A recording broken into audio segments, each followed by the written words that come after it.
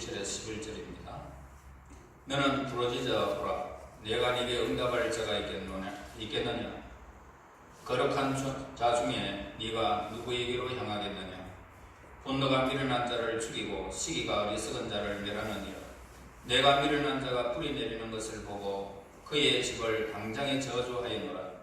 그의 자식들은 구원에서 멀고 성문에서 억눌리나 구하는 자가 없으며 그가 추수한 것은 줄인 자가 먹되 덫에 걸린 것도 빼앗으며 올무가 그의 재산을 향하여 입을 벌리느니라.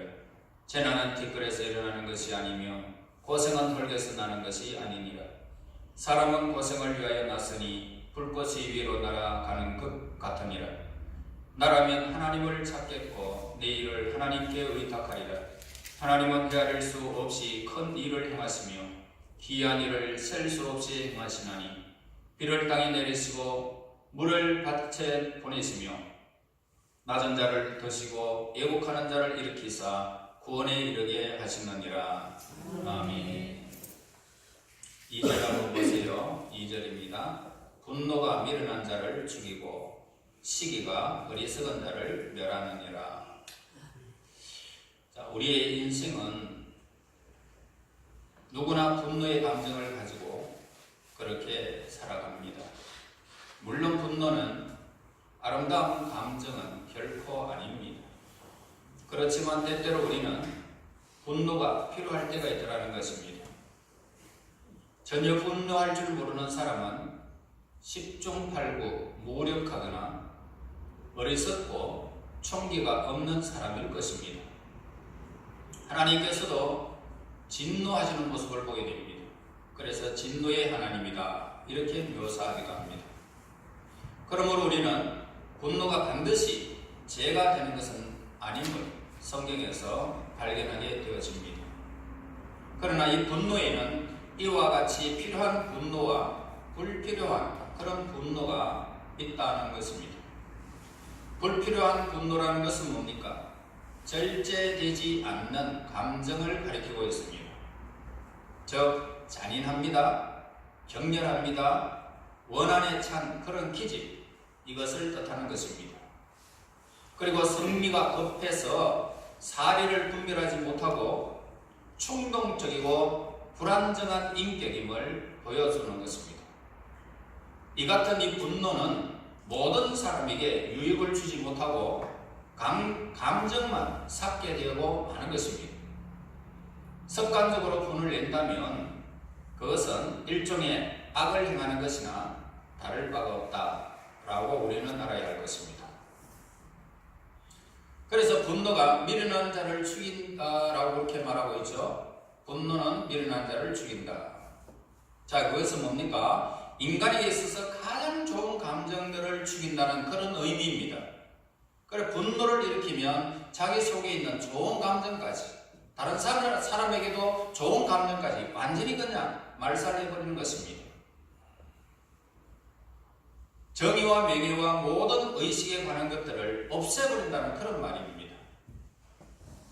그러한 사람에게는 사람들이 뭐라고 말합니까? 저 사람 굉장히 잔인하다 이렇게 표현을 합니다. 분노를 왜 이렇게 품고 있는 사람 보고 잔인한 사람이다. 그리고 평화도 행복도 그 속에 분노 속에는 사라지게 됩니다.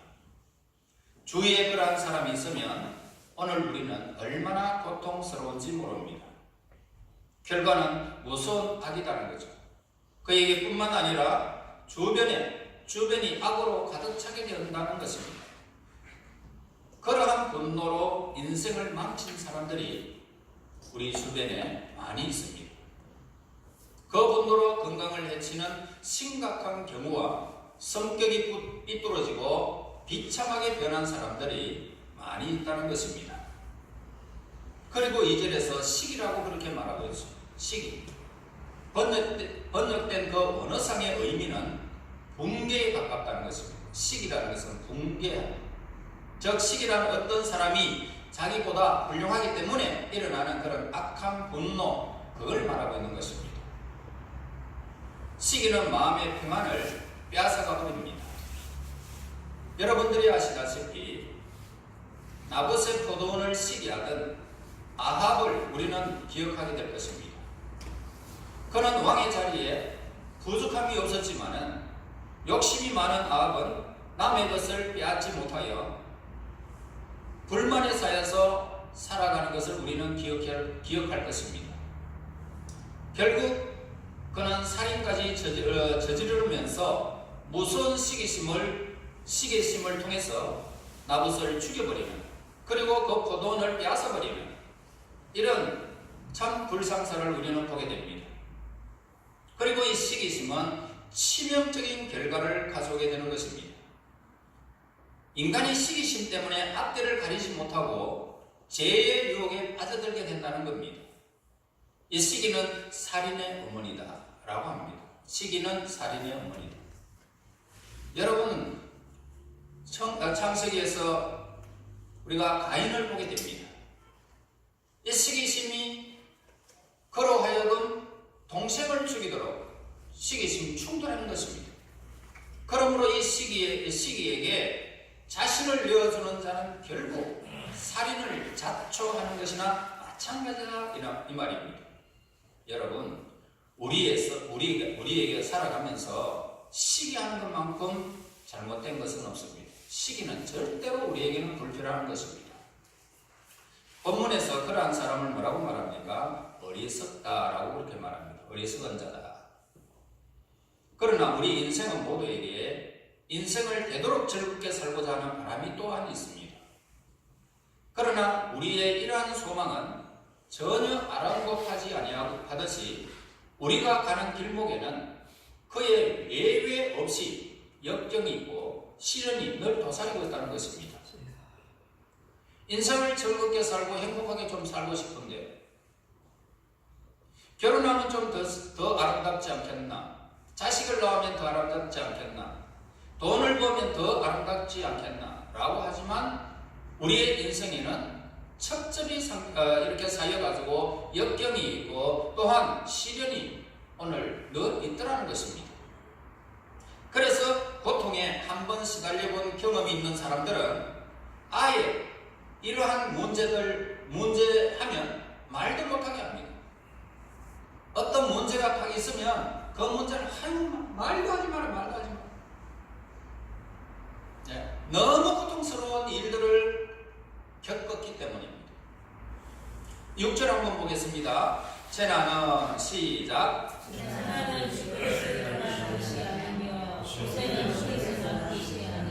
예. 자, 우리 내부에 재앙과 고난을 불러일으키는 요소가 있다라는 것을 우리에게 암시해주고 있죠. 우리가 고통과 슬픔을 당하는 것은 무엇 때문에? 우리의 죄 때문이다 라고 말합니다. 다시 말해서 하나님의 마음을 아프게 한 까닭이다 이 말입니다. 그러므로 인류가 당하는 이 슬픔과 고통은 자신들이 지은 그런 죄 때문이라는 사실을 우리에게 가르쳐주는 것입니다. 여러분, 이 세상 살다가 떠난 사람들 중에 한 번도 죄를 범하지 않는 사람이 있을까요? 아무도 없습니다. 물론 이것은 개인뿐만 아니라 국가가 어려움을 당할 때도 역시 국가적인 차원의 죄가 있기 때문이라는 것입니다. 그러면 우리의 인생이 그다지 길지도 않은데 하나님께서 우리에게 고난을 주시는 목적이 과연 뭐냐는 것입니다. 우리가 고난을 받는 근본적인 이유는 물론 뭡니까? 죄 때문이지만은 당하는 고난의 정도가 그리고 기간은 전적으로 어디에 있습니까? 하나님께서 행하시는 것입니다. 정도와 기간, 그 고난을 당하는 정도, 그리고 이렇게 기간, 얼만큼 길어질지는 모르지만 이런 것은 모두가 하나님께서 행하시는 것입니다. 그런데 우리를 사랑하신다는 하나님께서 왜 우리로 하여금 고통을 당하게 하셨는가라고 하는 이 질문입니다. 하나님의 아들까지 우리를 위해서 주셨는데 그런데 왜 하나님이 우리에게 고통을 당하게 하느냐? 그것은 하나님을 대적하는 사람들에게 그들의 고통으로 마음이 물같이 되어져서 하나님께 굴복하도록 허락하시는 겁니다.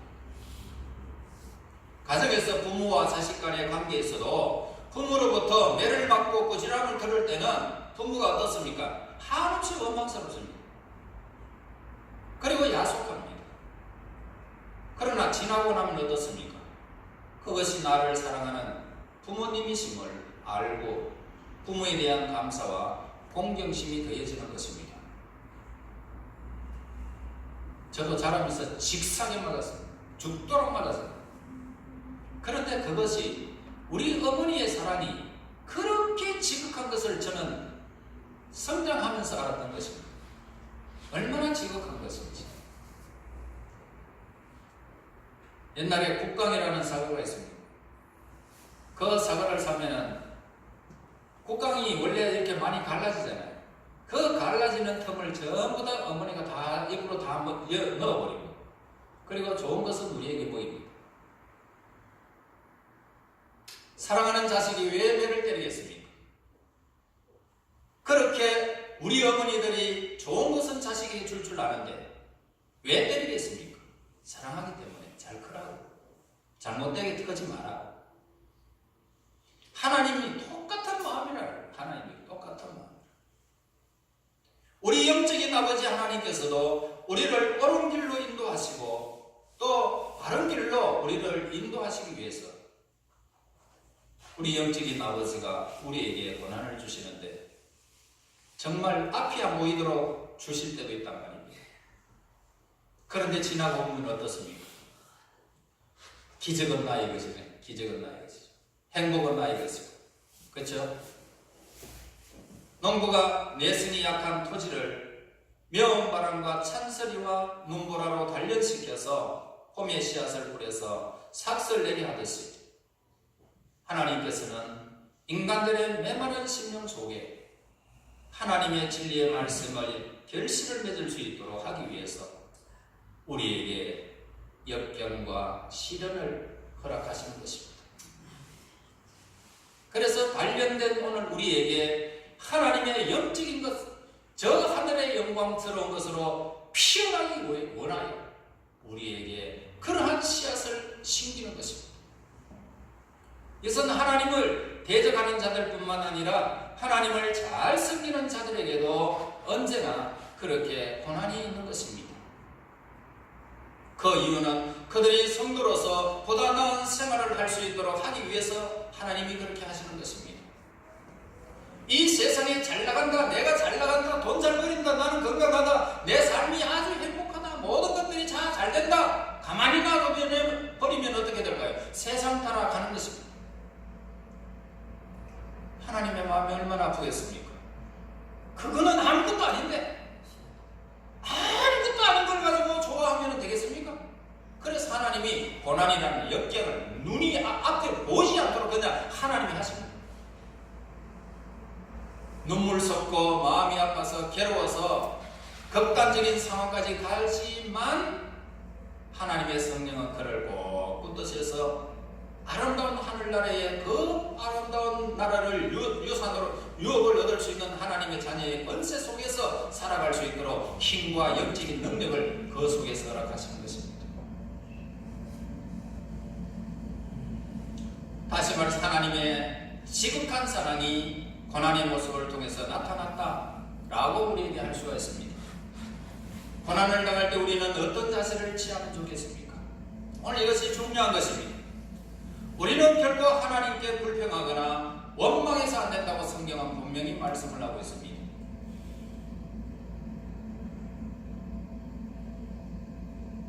우리 어머니가 전에 성질이 나가지고 내가 얘를 먹였더니 성질 나가 이놈 새끼만 확 뜯어먹어 보려고 그러면서 저보고 막 뜯어먹으려고 그래.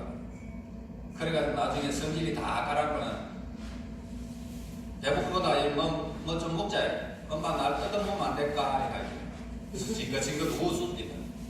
이놈아 다시 그런 소리 하지 마라. 예. 여러분 그것이 정말일까요? 아닙니다. 그래서 우리는 원망하거나 불평해서 안 된다. 겸손히 모든 것들을 받아들이는 것이 좋습니다. 우리는 다만 하나님의 능하신 손길에 모든 것을 맡기기만 하면 되는 것입니다. 그리하여 우리의 고난이 어떻습니까? 하나님께는 영광이고 우리 자신에게는 신앙의 발전의 계기가 되는 것입니다. 자, 7절 우리 한번 읽어봅시다. 사람은 시작. 사람은 고생을 위하여 사시니 불꽃이 그리고 나아가는 것 같으니라. 자, 이 세상에 사는 모든 사람들의 일반적인 상태가 뭡니까? 고통과 고난이라는 사실을 암시해주고 있다는 것입니다. 아무리 잘 살아도 고통이 있습니다. 고난이 있잖아요. 만일 우리가 고통이 오는 시기와 그 원인을 알 수만 있다면 미리 우리가 방지해도 되잖아요. 그지요? 방지할 가능성도 있습니다. 그러나 이 고통은 하나님께로부터 오기 때문에 우리의 우둔한 지식으로는 감히 그때를 짐작할 수가 없는 것입니다. 따라서 방법은 단 한 가지밖에는 없습니다. 우리가 항상 준비하는 마음으로 살아가는 길 외에는 다른 길이 없습니다. 준비하고 살아가면 됩니다. 고난이 오기 전에 우리는 늘 마음속에 다음과 같은 준비를 해두어야 할 것입니다. 어떻게 해요? 이 세상에서 고난을 면할 수 있는 사람은 나뿐만 아니라 아무도 없다는 것을 깨닫는 것입니다. 고난은 다 있다는 것을 깨닫는 것이 중요한 것입니다. 이 세상에 발을 붙이고 사는 사람이라면 누구든지 재앙을 만나게 됩니다. 그것은 질병일 수도 있고요, 사업의 실패도 있을 수도 있고요, 여러분들의 가족도 있을 것이고, 뿐만 아니라 친구들의 불행도 오늘 그곳에 포함되고 있는 것입니다. 그래서 세상의 어떠한 권세와 재물로도 닥쳐오는 이 재앙을 막을 수 없다는 것입니다. 또한 아무리 정직하고 신앙적으로만 산다라고 하더라도 재난을 막을 길은 없는 것입니다. 그러므로 우리는 언제 어디서나 어떤 고난과 재난을 만나게 된다 할지라도 각오를 늘 하고 있어야 됩니다. 세상 사람들이 다 당한다 이 말이에요. 나도 마찬가지라는 사실을 꼭 기억해라는 것입니다. 그러면 비록 예기치 않는 고통이 찾아오게 되면 어떨까요? 결코 불평하거나 답답해하지 않습니다. 왜냐하면 그것은 하나님께로 왔기 때문에, 하나님이 해결해 주신다 이 믿음 때문입니다. 그리고 우리는 세상에 대한 애착을 그 고난을 통해서 버리는 것입니다. 우리는 성경을 통하여 이 세상이 얼마나 헛된 것이며 반면에 하나님의 세계는 얼마나 가치 있고 영속적인 것인지를 우리는 확실히 깨닫게 되는 계기가 바로 우리가 그런 환난을 당할 때라는 것입니다. 요한일서 2장 16절에서 17절에 이렇게 말씀을 합니다. 이 세상에 있는 모든 것이 육신의 정욕과 목의 정욕과 이생의 자랑이니 다 아버지께로부터 온 것이 아니요 세상으로부터 온 것이라. 이 세상도 그 정욕도 지나가되 오직 하나님의 뜻을 행하는 자는 영원히 거하느니라. 여러분, 우리는 겸손한 마음이 우리에게 필요하다는 사실을 우리에게 가르쳐 줍니다. 이 세상도 그 정욕도 다 지나간다. 하나님의 것은 영원하다. 그러므로 우리는 항상 이 세상의 것 때문에 좌절할 필요가 없다는 사실을 일으켜 주는 것입니다. 왜냐하면 이 세상에 자기가 제일 잘났다고 생각하는 그런 사람이 당하는 고통은 실제 무게보다도 더 무겁게 느껴지기 때문입니다. 그러므로 누구든지 자신이 의롭다라고 생각이 난다면 뭐라고 말해야 되겠습니까? 아직도 나는 겸손해지려면 멀었구나. 이라면 틀림없는 것입니다. 나는 겸손한데, 나는 의로운데 이렇게 생각할 수 없는 것입니다. 또한 우리는 언제나 하나님의 기쁘시고 선하신 뜻에 자신을 내어 맡기는 자세가 우리에게 필요한 것입니다. 모든 것을 맡게 됩니다. 왜냐하면 하나님은 언제나 우리들을 선한 길, 옳은 길로만 인도하시기 때문입니다. 무엇보다도 중요한 것은 뭡니까? 예수님을 통해서 언제나 하나님과 화평을 누려야 되는 것을 우리에게 가르쳐주고 있습니다. 우리가 고난을 당할 때에 좌절하고만 있을 것이 아니라 그 고난을 발판으로 더 성장할 수 있는 그런 계기로 삼아야 되는 것입니다. 우리가 하나님을 공의롭고 자비로우신 분으로 인정하신다면 하나님을 향한 원망과 불평은 저절로 사라지게 될 것입니다. 본문의 말씀대로 고난이 티끌에서 오는 것이 아니라 전능하신 하나님의 섭리에 의해서 왔다는 사실을 깨달는 것입니다. 혹시 나는 선하다 라고 생각하시는 분이 혹시 계시다면 그렇다면 나에게도 고난이 필요한 것이구나 라는 것을 우리는 알아야 된다, 이 말씀입니다. 하나님이 주시는 고난은 받아들이는 사람의 자세에 따라서 해로운 결과를 맺을 수도 있고요, 이로운 결과를 맺을 수 있다는 사실을 깨닫는 긍정적인 자세가 필요한 것입니다. 고난을 받아들일 때에 겸손과 인내와 순종의 자세가 저와 여러분들에게 필요한 것입니다. 그러면 고통을 주신 하나님께 다시 돌아와 기도하게 됩니다. 그리고 그분을 의지하고 진실된 마음으로 하나님께 감사하며 찬송을 돌려드리게 되는 것입니다. 그래서 하나님의 뜻이라면 우리는 믿고 순종하는 자세가 바로 하나님의 은혜를 깨닫고 감사 생활하는 것임을 우리는 알아야 된다는 것입니다. 그래서 중요한 것은 뭡니까? 중요한 것은 고통이 지나갔다고 해서 방심하고 교만해져서는 안 된다는 사실이 중요한 것입니다. 늘 하나님 앞에 자신을 되돌아보는 삶, 이것이 굉장히 중요한 것입니다. 나는 한 주간 동안 또 어떻게 살았을까? 되돌아보는 것입니다. 자, 8절 한번 보겠습니다. 나라면 시작. 나라면 하나님을 섬기고 예의를 하나님께 하라. 의탁이라는 사실을 우리는 잘 알고 있죠. 은행에 내 모든 돈을 갖다가 맡겨놓으면 은행이 나를 지켜주신다는 것, 내 돈을 지켜준다. 이거 안 지켜준다 하는 사람이 누가 있겠습니까? 다 지켜준다는 것을 다 하는 것을 확신합니다.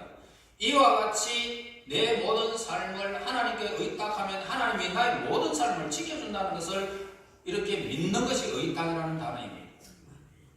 여러분, 하나님께 모든 사정을 구하고 그 결과를 하나님께 전폭적으로 의지하는 것입니다. 그럼에도 불구하고 우리의 문제가 여전히 해결되지 않는 이유는 뭘까요? 하나님께서 의탁하면 하나님께서 해결해 주신다라고 그렇게 의탁하고 믿었는데 왜 해결되지 않느냐? 그것은 그 이유는 우리가 확실하고 진실된 믿음이 없이 그렇게 그냥 습관적으로 기도했기 때문입니다. 이상하게도 우리는 먼 시대, 먼 나라에서 일어났던 기적은 쉽게 믿게 됩니다. 바로 오늘 우리에게 나타날 놀라운 기적의 역사는 잘 믿지 않습니다. 자, 이러한 믿음은 하나님이 원하시는 믿음이 결코 아닌 것입니다. 왜냐하면 우리가 하나님의 전능하신 속성을 믿는다면 우리에게 일어난다는 이 사실을 우리는 믿어야 됩니다.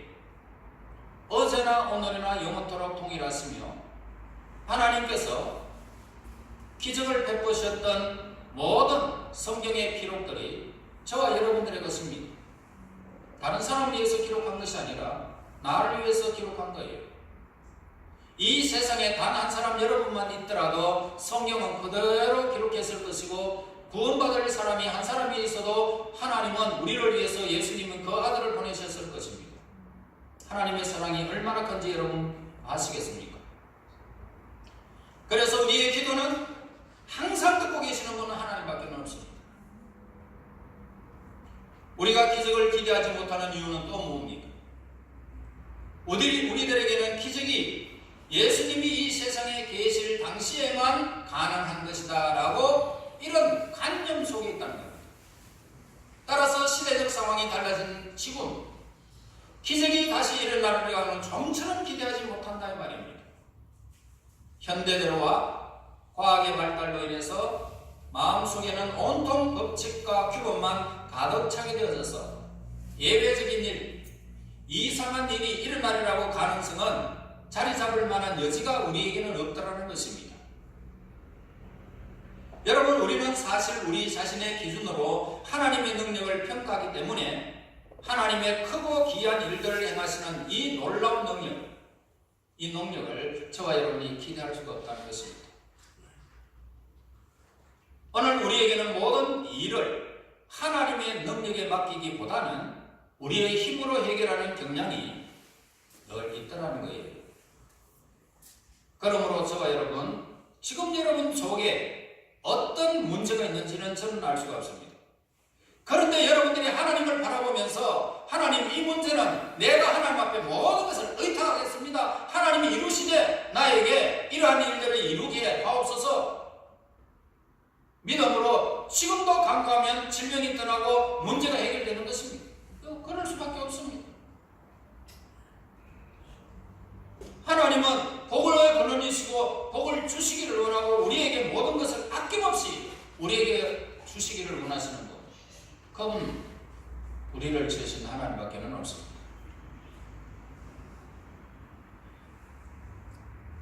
우리는 마음속에 언제나 기적에 대한 소망과 기대를 간직할 수 있어야 되는 것입니다. 기도하는 사람의 마음속에는 언제나 이러한 기대와 소망이 있어야 된다 이 말입니다.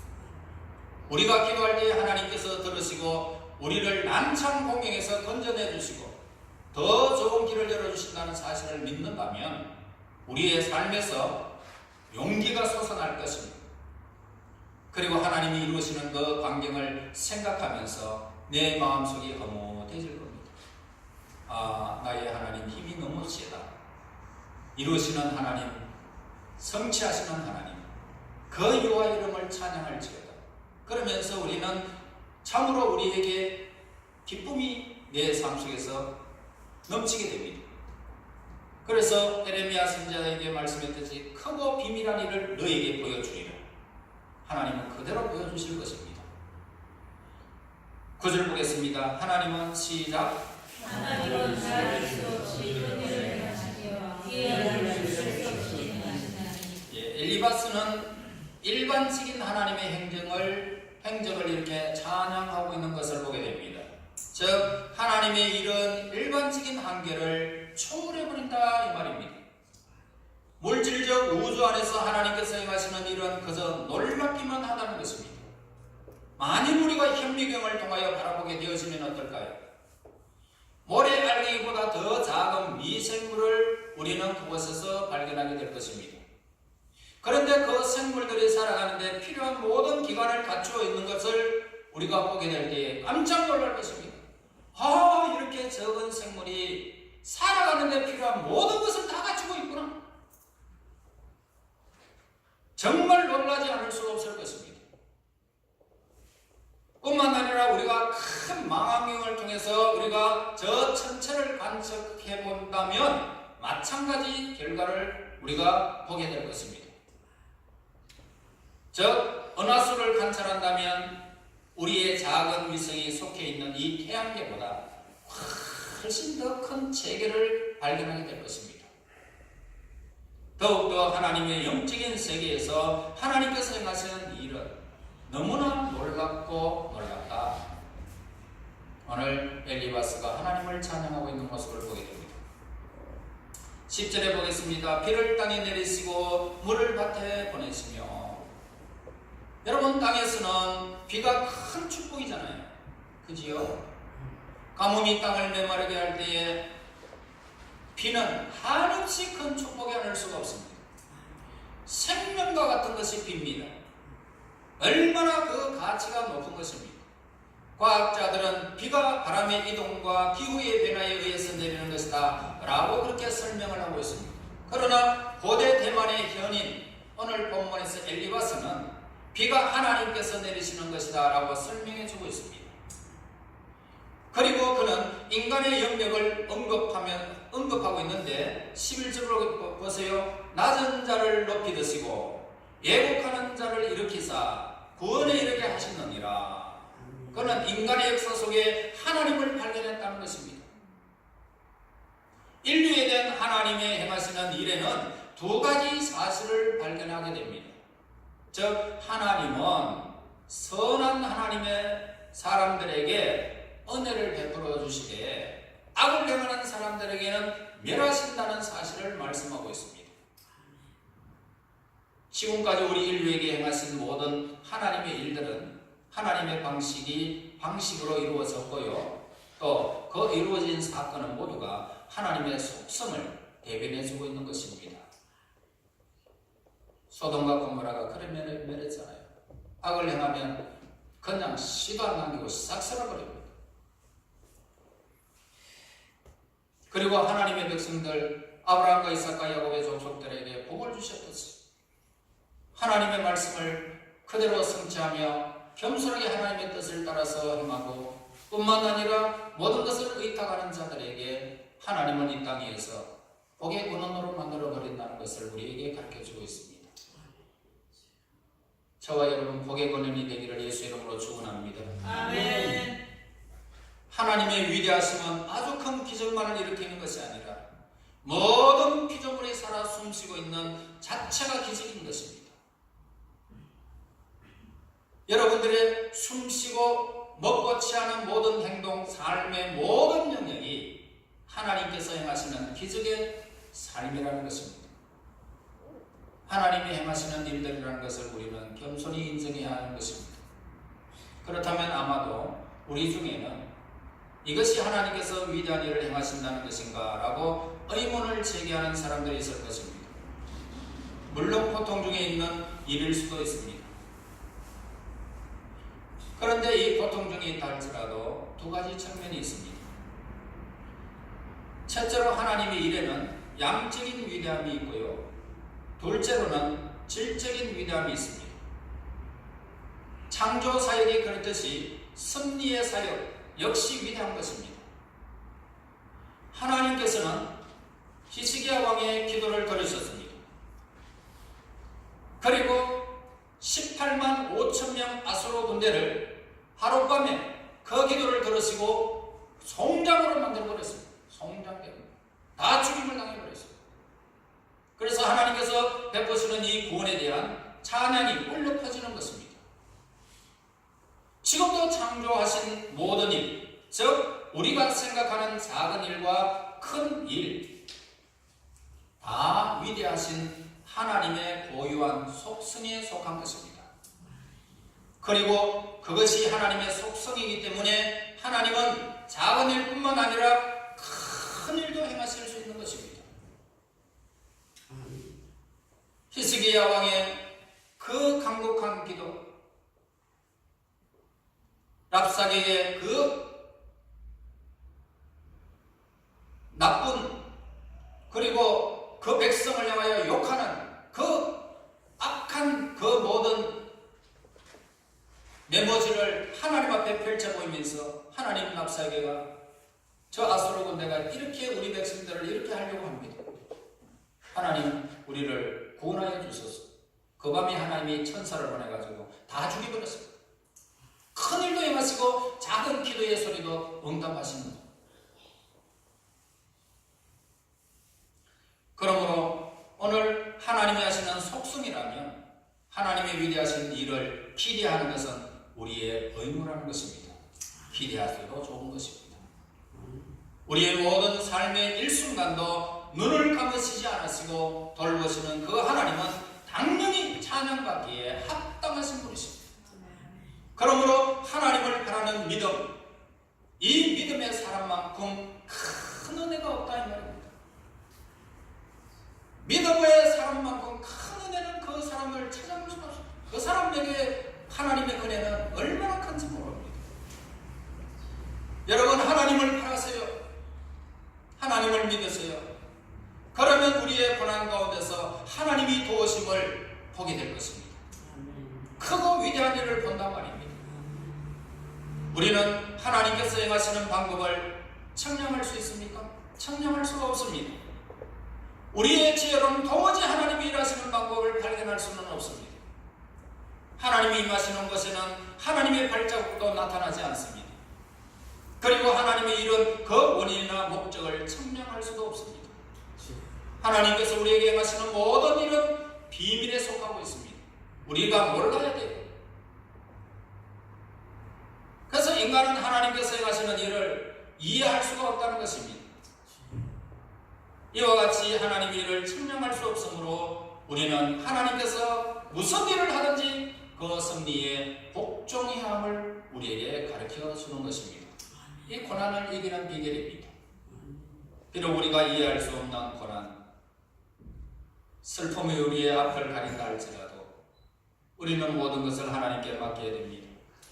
의지해야 됩니다.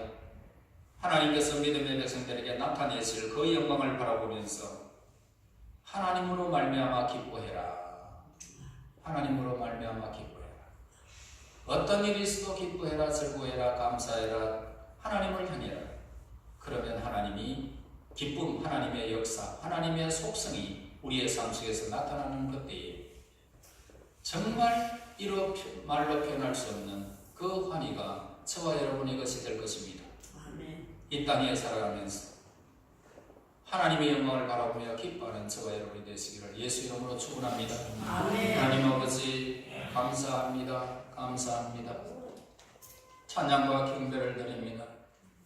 무너가고 무둔한 저희들을 말씀으로 이 땅의 고난과 고통으로 하나님의 영적인 사랑으로 변화시켜 주시고 하나님을 향한 믿음의 발자취를 더하여 줄 수 있도록 인도하시니 감사합니다.